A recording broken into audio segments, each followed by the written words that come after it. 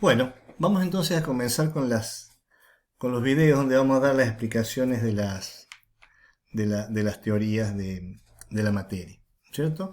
Eh, Recuerden entonces que la idea es, vamos a ir subiendo los videos, yo voy a ir subiendo los videos, le vamos a dar un link ahí en la plataforma de Moodle.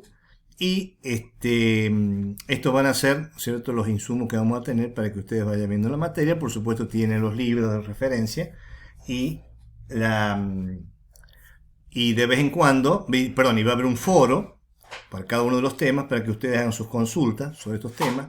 Desgraciadamente, como les comenté, la parte interactiva se vuelve muy complicado porque hay mucha gente que no se puede conectar a internet en un horario definido y tiene algunos horarios mejor conectividad que en otros.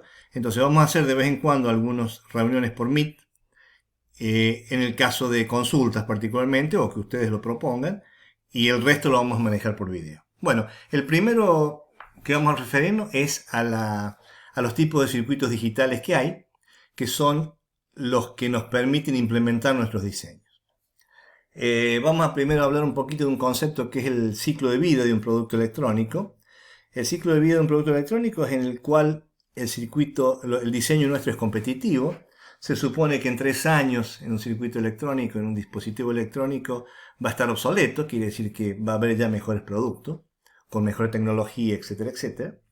Por lo tanto, es muy importante desde que uno tiene una idea hasta que se concrete el diseño, que sea lo más rápido posible. Y dependiendo de las características de cada diseño que nosotros implementemos, existen distintas tecnologías para lograrlo. Entonces lo que vamos a ver es muy rápidamente eso. Un circuito integrado, como ustedes saben, o no sé si saben, creo que lo han visto ya, es sobre una base de un cristal de silicio, se van haciendo máscaras y esas máscaras lo que se hace es por un proceso físico-químico, se van depositando la parte que queda sin la máscara, ¿no es cierto? Se van depositando ya sea impurezas tipo P, tipo N para hacer transistores, dióxido de silicio para hacer las gate o metalizaciones para hacer las conexiones, en, de, y esas capas, esas máscaras, ¿no es cierto? Son, dependiendo de la complejidad del circuito, pueden ser hasta 15 layer que dice ahí, que serían capas. Entonces, mientras más complejo el circuito, obviamente, y mientras más nueva la tecnología, mayor cantidad de capas va a tener. Por supuesto que los que tienen más capas son circuitos más complejos y son en general de mayor complejidad y se usan para circuitos, digamos, de un costo en general bastante mayor porque la tecnología es más cara. La primera diferenciación que podemos hacer es la que está acá a la derecha, que decimos son los ASIC y los PLD. Los ASIC son circuitos que han sido diseñados para aplicaciones específicas. Es decir, que ya tienen una funcionalidad, salen de fábrica con una determinada funcionalidad.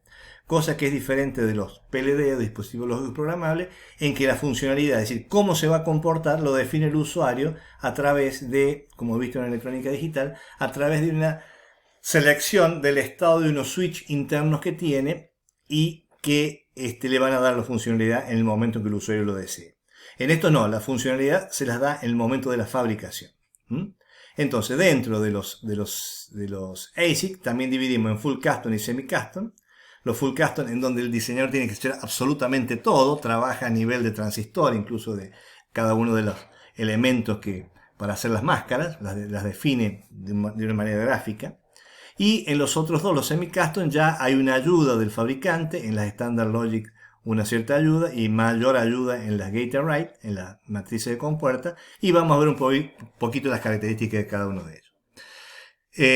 En el caso del Full Custom, las características particulares que tiene es que no hay nada existente, el diseñador tiene que hacerse cargo de todo, tiene que diseñar cada bloquecito, cada transistor, el tamaño del transistor, cómo va a estar conectado, etcétera, etcétera. Y por supuesto es muy difícil, digamos, es muy largo el proceso y es muy caro en general. Y hay que hacer por supuesto todas las máscaras para todos los layers que uno trabaje.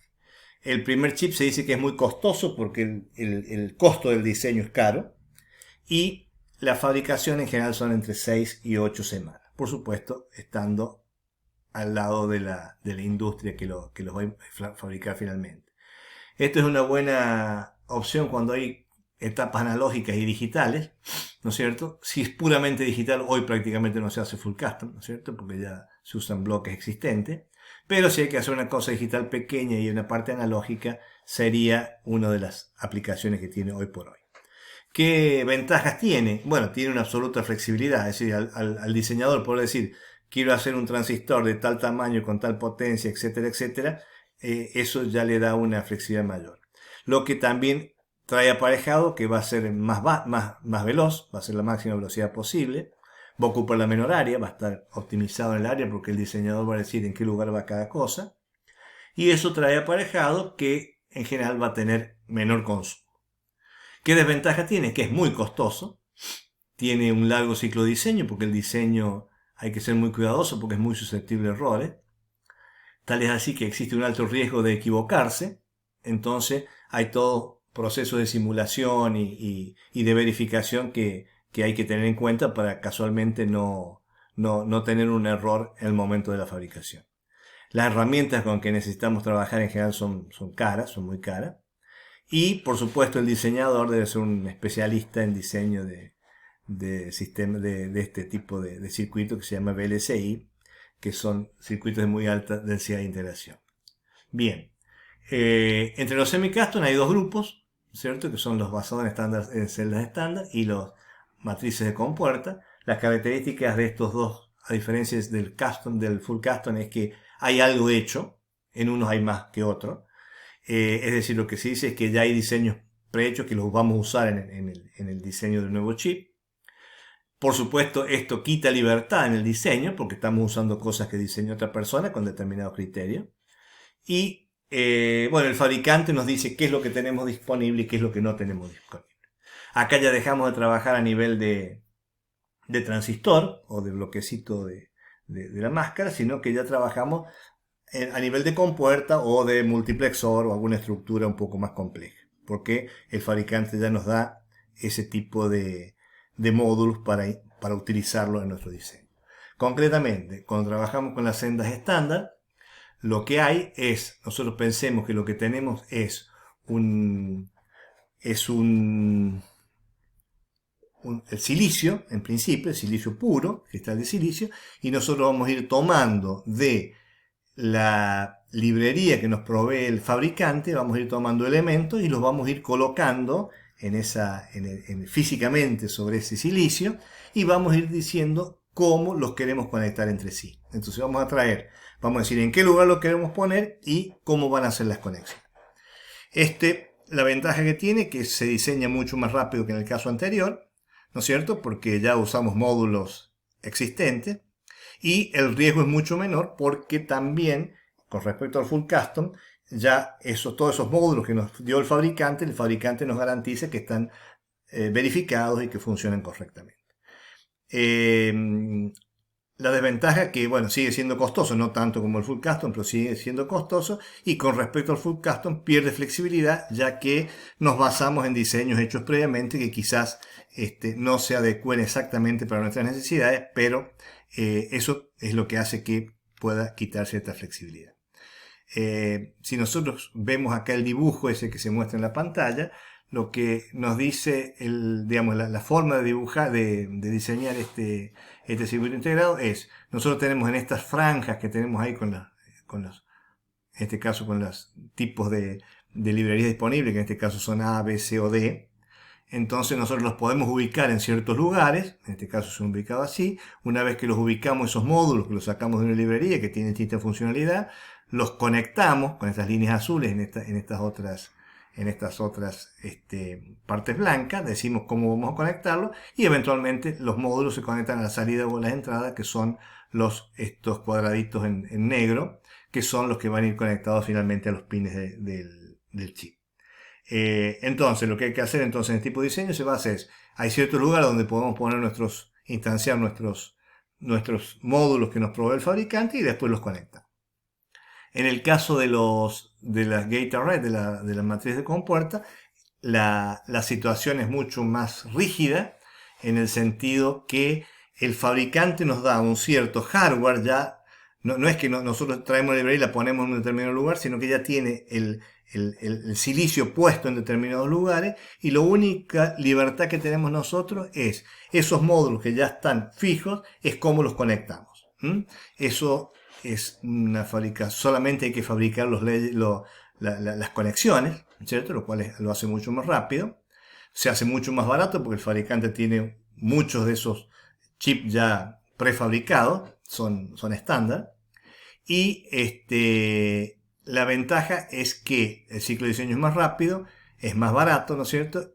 Porque hay menos máscara de fabricación y es mucho más confiable. Y la desventaja importante que hay es que al fabricante darnos una cierta cantidad de elementos ya puestos en el silicio, no siempre vamos a usar todo, lo cual le quita performance, y la flexibilidad es menor porque solamente podemos usar no solo no podemos usar los que están en una biblioteca, sino que solamente podemos usar los que tiene el chip con el que estamos trabajando. Y muchas veces quedan celdas sin uso. Bien, a diferencia de los anteriores, digamos, todos estos rectángulos que están marcados en el primer caso de la izquierda como filas, como cuadritos, es donde el fabricante ya puso los elementos que él tiene previsto. Es decir, en el caso de la Standard Logic, nosotros en cada uno de nuestros lugares ponemos lo que nosotros queremos. No, acá ya están puestos en silicio. Y lo que hay que hacer es las conexiones por estos canales, por eso se llama Gate Array acanalado, porque por ahí se van a hacer las conexiones y es lo único que hace el diseñador. Y otra manera también, en este caso todos los cuadritos ya tienen un hardware determinado y las conexiones se hacen en un plano superior o inferior, dependiendo. Y bueno, y es un poco más eficiente. Pero, digamos, son los dos tipos de Gate Array que hay. Bien, después vamos a pasar a ver un poquito las características generales de los dispositivos lógicos programables, pero simplemente lo que decimos acá es que el fabricante, el diseñador no interactúa con el fabricante, sino que el fabricante le provee el dispositivo y la programación, la configuración la hace una vez que salió de fábrica, a diferencia de lo que pasaba en el caso anterior. Pero lo dejamos para el próximo video.